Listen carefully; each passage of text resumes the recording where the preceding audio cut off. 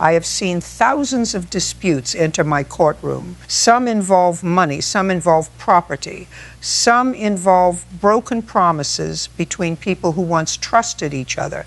But every once in a while, a case arrives that reminds everyone that justice is not only about possessions, it is about responsibility. It is about doing what is right when nobody is watching.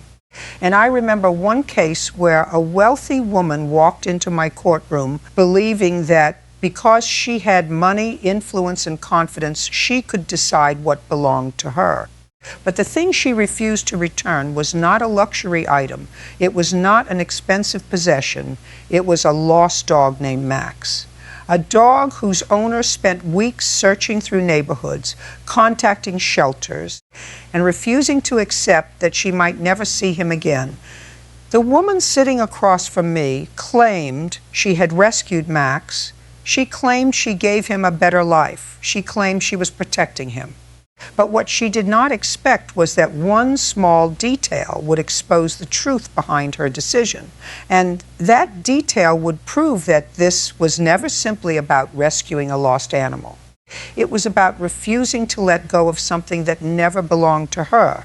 Before we go deeper into this courtroom story, make sure you are subscribed for more dramatic cases like this.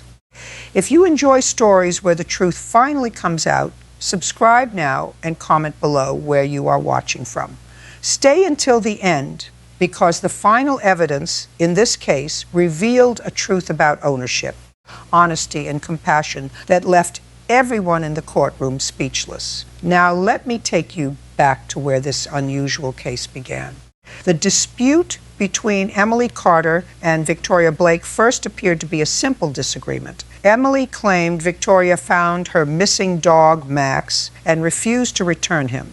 Victoria claimed she rescued an abandoned animal and believed keeping him was the right thing to do. But as I reviewed the details of the case, I realized there was much more happening beneath the surface. Because sometimes people use good intentions to justify decisions that are not actually theirs to make, Max disappeared on a quiet afternoon from Emily's neighborhood.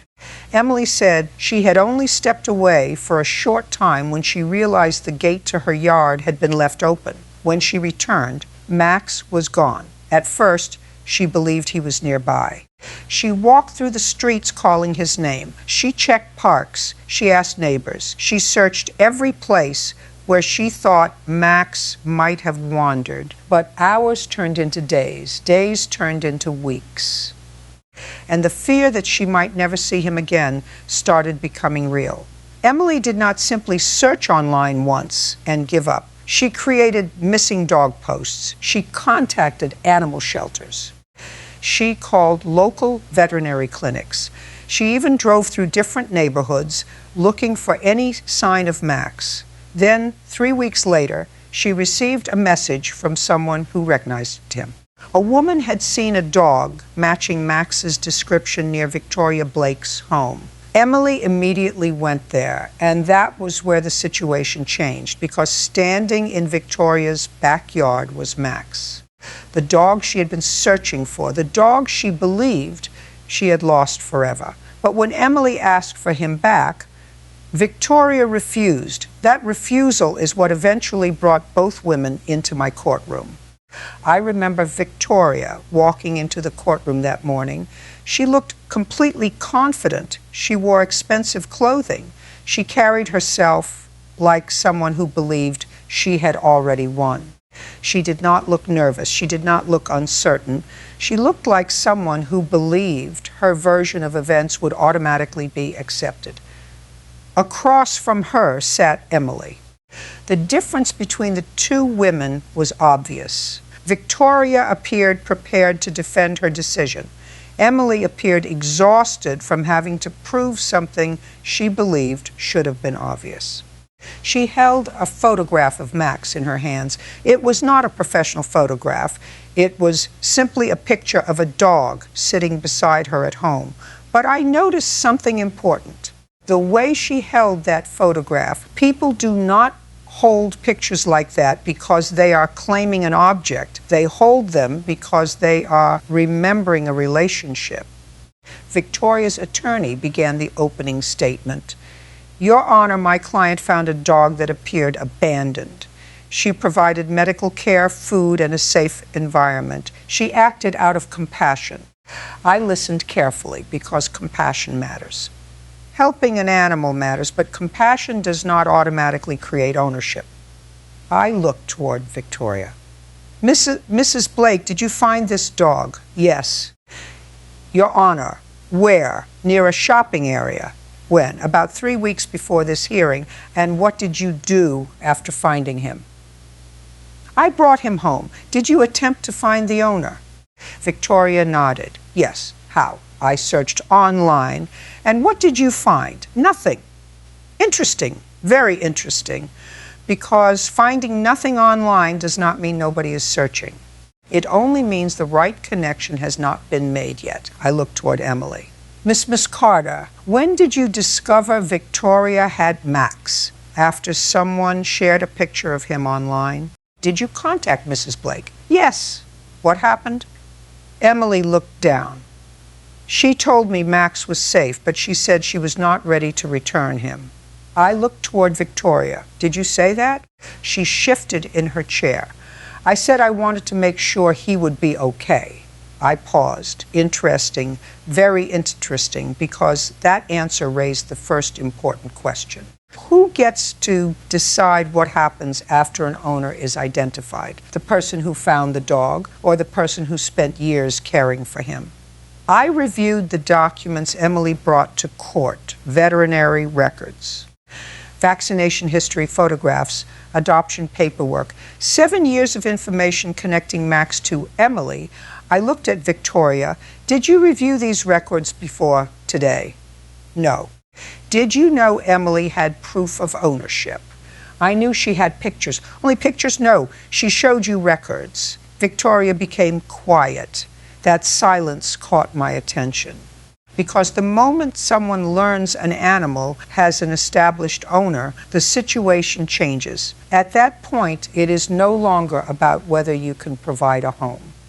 It is about whether you have the right to keep someone else's companion. I turned toward the evidence table. There was one document I had not discussed yet, a veterinary report. A report that contained the smallest detail in the entire case, a detail Victoria knew about, a detail she hoped nobody would focus on. I looked back at her. Mrs. Blake, she looked up. Did the veterinarian scan Max for a microchip? The courtroom became silent. Victoria took a slow breath and finally answered, yes. I waited. Was a registered owner found? Victoria looked down. And in that moment, I knew the entire direction of the case was about to change. I watched Victoria Blake carefully as she admitted the dog, Max, was microchipped. That small detail changed the entire courtroom dynamic because a microchip is not just a number. It is proof of ownership. And in this case, it connected Max definitively to Emily Carter. I looked toward Victoria. Mrs. Blake, did you see the microchip report before today? She hesitated. Not in full detail, Your Honor. Did you know it linked Max to Emily? Her silence was brief but telling. That small pause said more than words could. I turned toward Emily. Mrs. Carter, when did you first learn Victoria had Max? After someone posted a picture online. She said softly. Did you immediately contact her? Yes, Emily replied. What happened? She told me he was safe but refused to return him. Emily said. I observed Victoria closely. She leaned back in her chair, trying to appear calm, but subtle movements revealed discomfort. I noticed her fingers tapping lightly against her handbag. Her eyes darted toward Emily's folder. People often reveal more in their body language than their words. I asked Victoria again. Mrs. Blake, when did you realize Max had an owner? She avoided my eyes. After I took him to the veterinarian. And you learned what exactly? That he was registered to Emily Carter, she admitted. The courtroom went quiet because now this was no longer a dispute about who found the dog. It was a dispute about who had the right to make decisions for him. I turned to the veterinary documents Emily presented, years of ownership records, vaccinations, medical history, and photographs spanning 7 years. I looked back at Victoria. Did you see these records before refusing to return Max? I saw some, yes, she said. Did you consider them in your decision? She hesitated. No, she admitted quietly. Interesting, very interesting, because when someone knows there is clear evidence and still refuses to comply, that is no longer just a mistake. That is an intention. I examined the microchip report carefully. It clearly identified Emily as Max's registered owner. I looked back at Victoria. Mrs. Blake, did you ever attempt to contact Emily before keeping the dog? She looked uncomfortable. No. Did you post any found dog notices? No. Did you inquire with animal control? No. All the normal steps someone would take to ensure the dog had no owner were ignored. I looked toward Emily. You took all the right steps.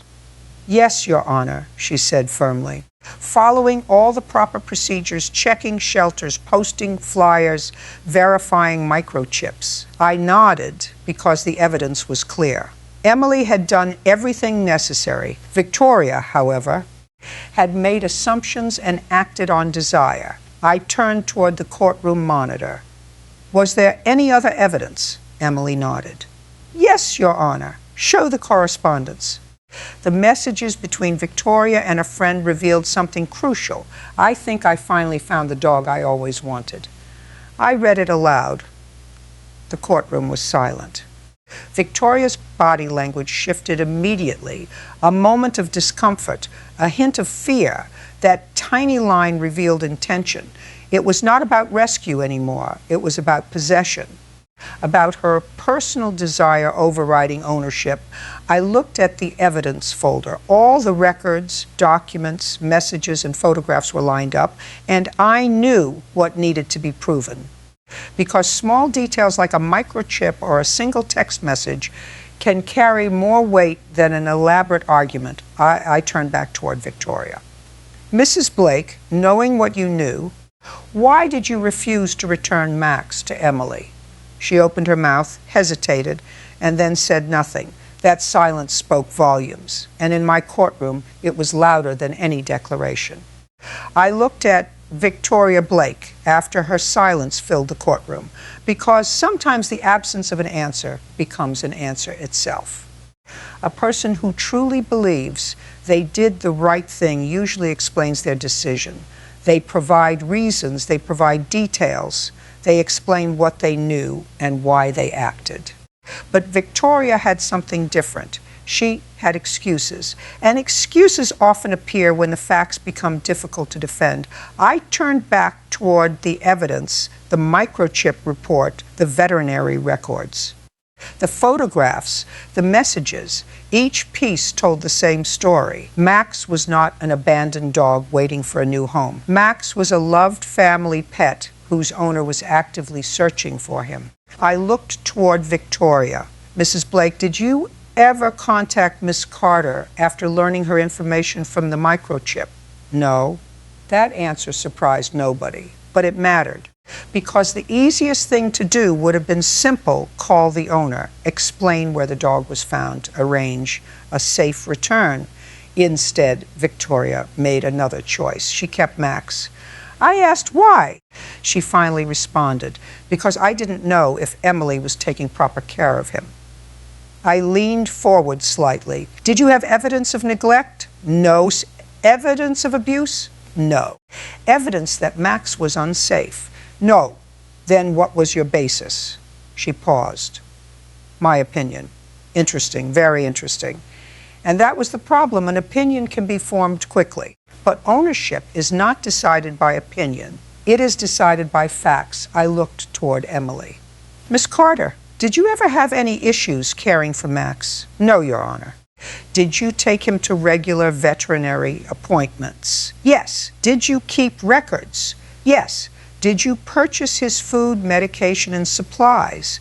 Yes. I reviewed the documents again. Everything matched. The dates, the veterinary visits, the ownership information. 7 years of responsibility could not be erased because someone else believed they could provide a different life. I turned toward Victoria. Mrs. Blake, did Max have any medical problems when you found him? No. Did you discover any signs that he was neglected? No. Then why did you believe you needed to keep him? She looked frustrated because I became attached. There it was, the real reason. Not concern, not protection. Protection. Attachment. I nodded slowly. Attachment is understandable.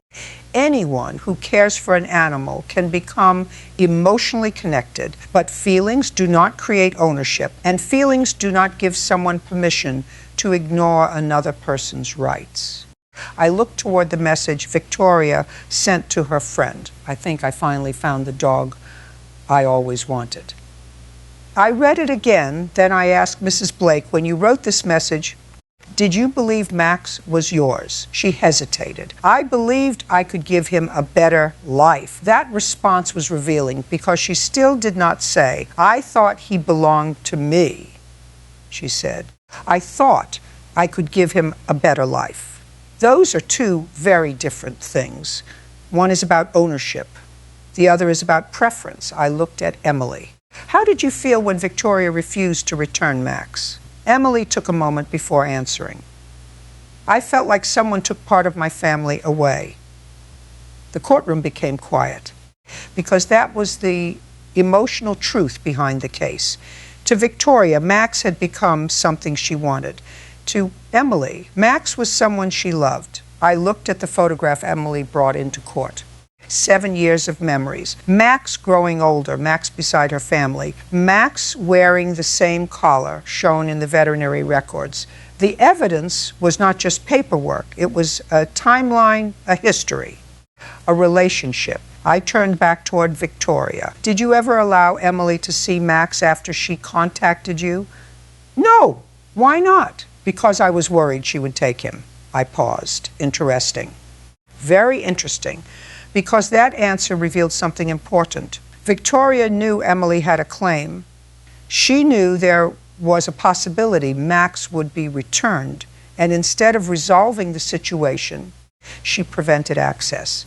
I looked toward the courtroom. This was no longer about what Victoria believed. It was about what she chose to do after knowing the truth. But I still needed to understand one thing. When Victoria first found Max, did she truly believe he was abandoned, or did she see an opportunity to keep the dog she always wanted? Because the answer to that question would determine whether this was simply a misunderstanding or something much more deliberate. I looked at Victoria Blake carefully after hearing her explanation. She claimed she wanted to protect Max. She claimed she only wanted what was best for him. But in my courtroom, intentions are not enough. A person can believe they are doing the right thing. A person can convince themselves their actions are justified, but the law does not decide based on what someone wishes was true. It decides based on what the evidence proves. And the evidence was starting to reveal something very different from the story Victoria brought into my courtroom. I turned toward the documents again. Mrs. Blake, when you found Max, did he have a collar? Yes. Did the collar have any information? She paused. No. Did you remove the collar? She looked uncomfortable. Yes. The courtroom became quiet. I looked at her. Why? Because it was damaged. Interesting. Very interesting. I looked toward Emily. Miss Carter, was Max's collar damaged when he went missing? No, Your Honor. Did it have identification information? Yes. I reviewed the photographs Emily provided. There it was. A picture taken before Max disappeared. The same collar, the same tag. A small detail that suddenly became very important. Because if Victoria had found Max wearing identification, then why was that information not available when Emily came looking for him? I turned back toward Victoria. Mrs. Blake, did you keep the collar? No. What happened to it? I threw it away. That answer changed the atmosphere because now the question was not only whether Victoria found Max. It was whether she removed information that could have helped reunite him with his owner. I asked, did you scan Max for a microchip before removing the collar? No. After removing it, yes. Why? She took a breath. Because I wanted to make sure. I nodded. But the timeline mattered. She removed the easiest way to identify Max first, then she checked for another form of identification later. That detail was important. I looked toward Emily. When you arrived at Victoria's home, what did you say? I told her Max was my dog. Did you show proof? Yes. What did she say? Emily looked down. She said she believed me, but she still wanted to keep him. The courtroom became silent. I turned toward Victoria. Did you say that? She shifted in her chair. I said I needed more time. More time for what? She did not answer immediately, and again, the silence spoke. I looked at the evidence. This was becoming a pattern. Every time Victoria had a chance to return Max, she found a reason not to. When she learned about the owner, she waited. When she saw the records, she questioned them. When she received proof, she delayed. I turned toward Victoria. Mrs. Blake, did you ever ask Emily what happened when Max went missing? No. Did you ask how long she owned him? No. Did you ask about his medical history? No. Interesting. Very interesting. Because someone truly concerned about an animal's well-being would usually want information. They would want to understand. They would want to communicate. But Victoria was not searching for information. She was searching for a reason to keep Max. I looked toward the message history again. There was another message, one sent after Emily contacted her. Victoria wrote, "She says he is hers, but I don't think she deserves him." I read the message carefully. Then I looked up. The courtroom was completely silent because that sentence revealed the real issue. Victoria was not saying, "I don't believe she owns him." She was saying, "I don't believe she deserves him." That was not a question of ownership. That was a personal judgment. I looked toward Victoria. Mrs. Blake, who gave you the authority to decide whether Emily deserved her own dog.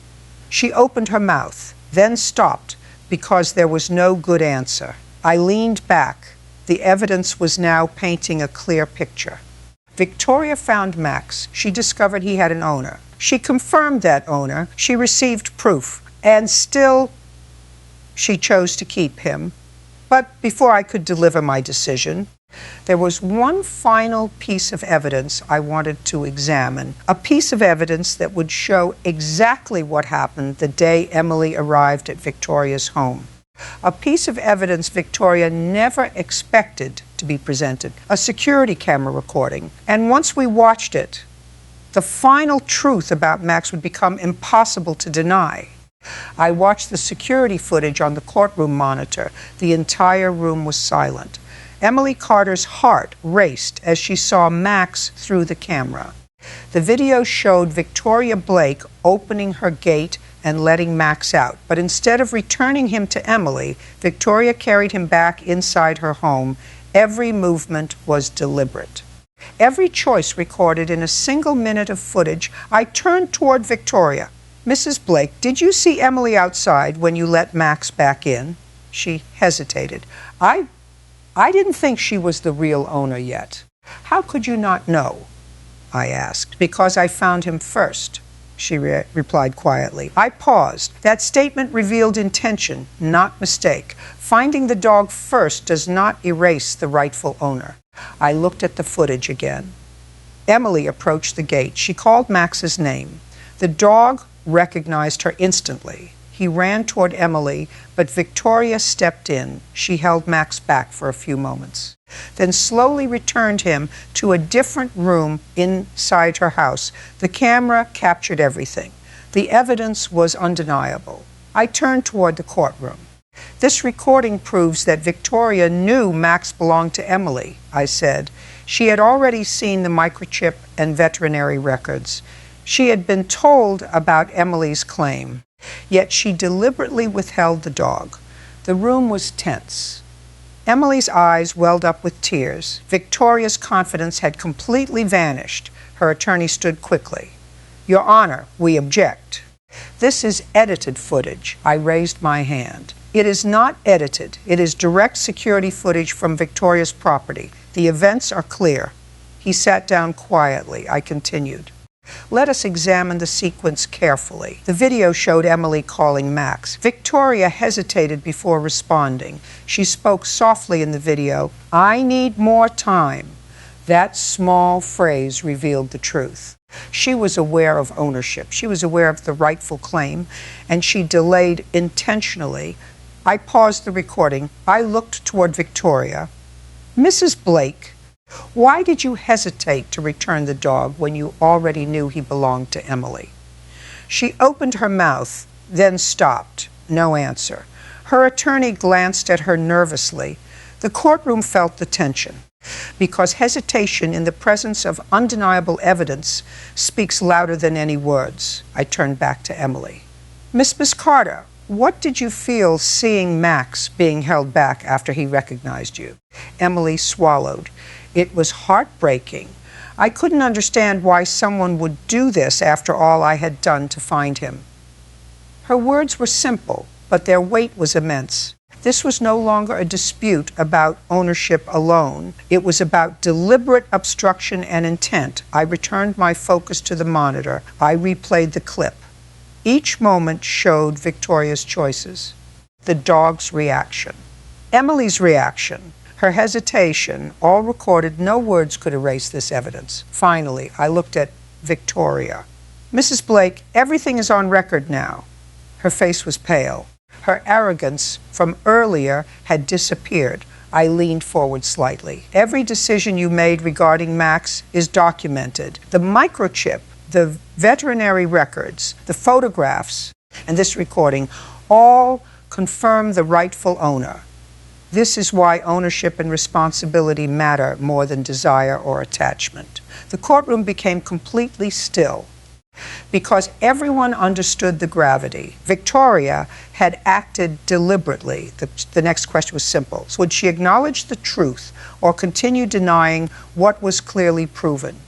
Either way, the final verdict was imminent. I looked at Victoria Blake one final time before delivering my decision. The courtroom had changed completely.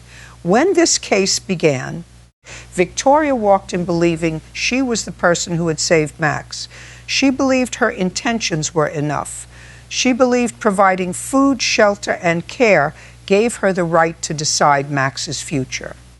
But the evidence showed something different. It showed that Max was never without an owner. It showed that someone was searching for him. It showed that someone loved him.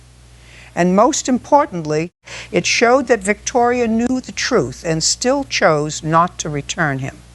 I reviewed the evidence one final time.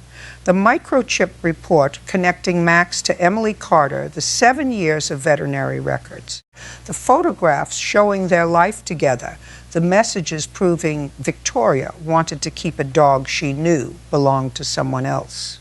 The security footage showing Emily trying to recover Max while Victoria continued to delay. Every piece of evidence told the same story. This was not a misunderstanding. This was not confusion. This was a choice. I turned toward Victoria. "Mrs. Blake, you said you rescued Max." She nodded slightly. "But rescuing an animal does not mean you become the owner." I paused. "Helping someone else's property does not give you the right to keep it." The courtroom remained silent because that was the most important lesson of this case. Good intentions matter. Kindness matters. But good intentions cannot replace ownership. I looked toward Emily. Miss Carter, you spent weeks searching for Max. She nodded. You followed every reasonable step to find him. Yes, Your Honor. You contacted shelters. Yes. You posted information. Yes. You provided documentation proving your relationship with Max. Yes. I looked at the evidence again. 7 years. That was not a temporary connection. That was not someone claiming a random animal. That was a documented relationship between an owner and her dog. I turned back toward Victoria. Mrs. Blake, the evidence shows that once you discovered Max had an owner, your responsibility was clear. You should have contacted Emily. You should have returned Max. Instead, you decided that your opinion about what was best mattered more than the facts.